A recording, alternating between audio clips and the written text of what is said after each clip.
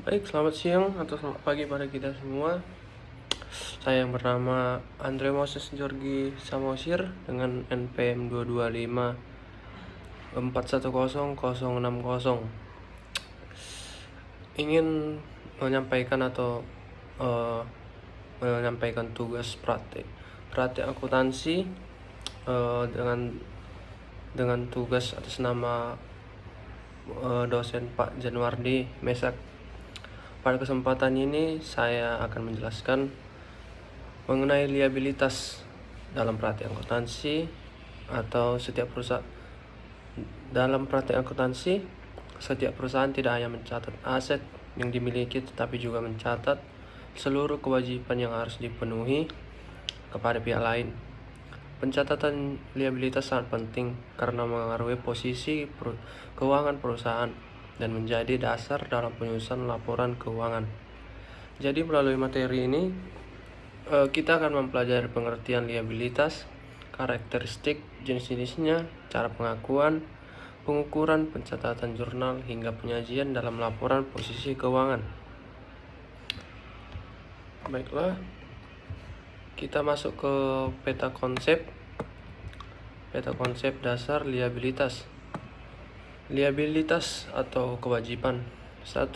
Konsep dasar liabilitas, pengertian liabilitas atau kewajiban, pengakuan dan pengukuran liabilitas. Yang keempat, penyajian liabilitas dalam laporan keuangan.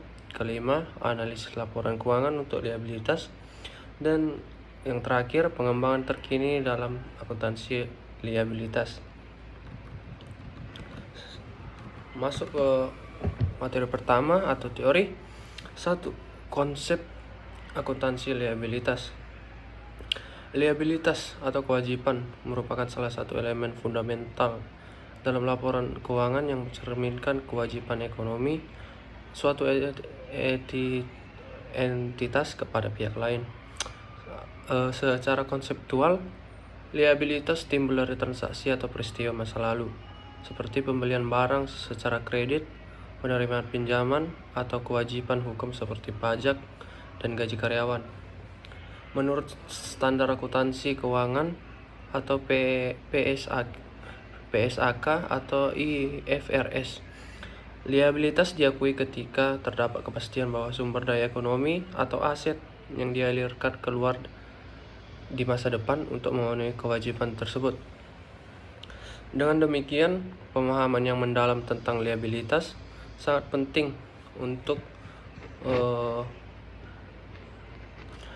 menilai kondisi keuangan atau resiko entitas. Dalam praktik akuntansi, liabilitas diklasifikasikan menjadi liabilitas jangka pendek atau current liabilities dan liabilitas jangka panjang atau non-current liabilities. Berdasarkan waktu jatuh temponya, liabilitas jangka pendek seperti utang usaha dan utang pajak harus diselesaikan dalam jangka waktu 1 tahun atau 1 siklus operasi normal perusahaan. Sementara itu, liabilitas jangka panjang seperti utang obligasi atau kewajiban pensiun memiliki jatuh tempo lebih dari 1 tahun. Klasifikasi ini membantu pengguna laporan keuangan dalam mengevaluasi likuiditas dan solvabilitas perusahaan, terutama dalam memprediksi kemampuan entitas untuk memenuhi kewajiban tepat waktu.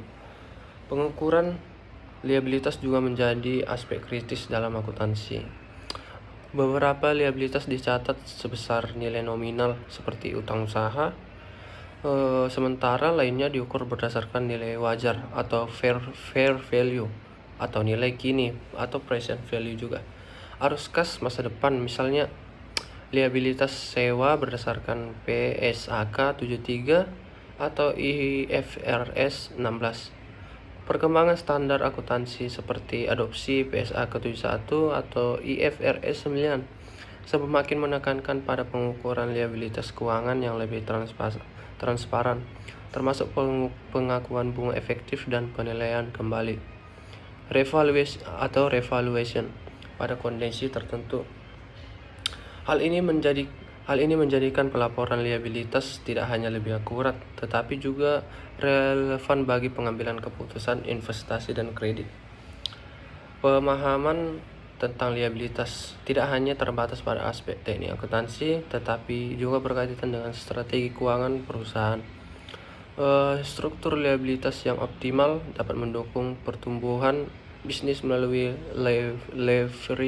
leverage, sementara liabilitas yang berlebihan dapat meningkatkan risiko kebangkrutan. Oleh karena itu, analisis terhadap liabilitas melalui rasio seperti debt to equity ratio atau DAR dan interest coverage ratio menjadi kunci dalam menilai kinerja dan stabilitas keuangan. Dengan menguasai konsep dasar liabilitas, para pelaku bisnis, akademisi, dan profesional akuntansi dapat lebih bijak untuk mengelola dan merencanakan sustainability keuangan jangka panjang. Pengertian liabilitas atau kewajiban. Liabilitas adalah kewajiban ekonomi yang timbul dari transaksi atau peristiwa masa lalu yang penyelesaiannya diharapkan mengakibatkan arus keluar sumber daya atau aset entitas. Menurut PSAK 1, liabilitas diklasifikasikan sebagai liabilitas jangka pendek atau lancar, kewajiban yang diharapkan diselesaikan dalam satu siklus operasi normal. Berikut adalah jenis-jenis liabilitas jangka pendek, yaitu ada utang usaha atau accounts payable. Pengertiannya, kewajiban yang timbul akibat pembelian barang atau jasa secara kredit dari supplier atau vendor. Contohnya, pembelian bahan baku secara kredit senilai 100 juta dengan jatuh tempo 30 hari. Pencatatannya atau jurnalnya, bahan baku aset di debit 100 juta, utang usaha atau liabilitasnya di kredit 100 juta.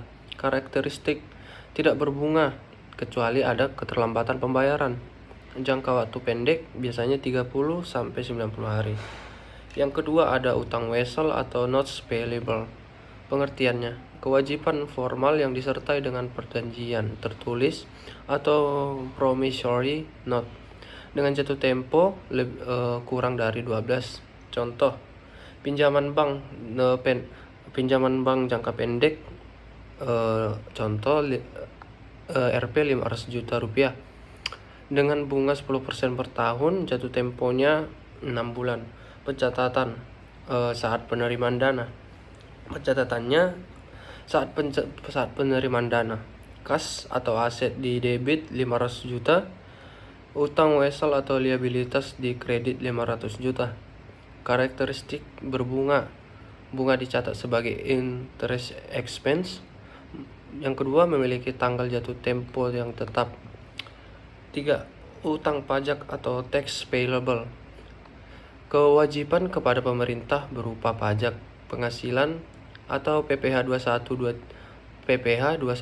23 atau 29, PPN atau PPh final yang belum dibayar. Contoh, PPh pasal 29 tahun berjalan senilai Rp 50 juta atau jatuh tempo Maret tahun berikutnya. Maka akan pencatatannya seperti beban pajak atau beban di debit Rp 50 juta, utang pajak atau liabilitas di kredit senilai Rp 50 juta. Karakteristik, bersifat wajib dan memiliki sanksi jika terlambat dibayar.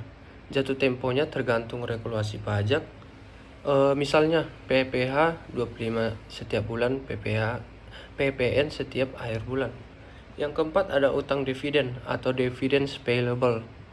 Pengertian, kewajiban untuk membayar dividen yang telah diumumkan atau declared tetapi belum dibayarkan kepada pemegang saham.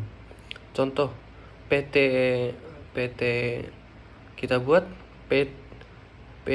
Budiman mengumumkan dividen Rp 200 juta pada 1 Desember 2023 dengan pembayaran pada 15 Januari 2024. Pencatatannya saat pengumuman, laba ditahan atau ekuitas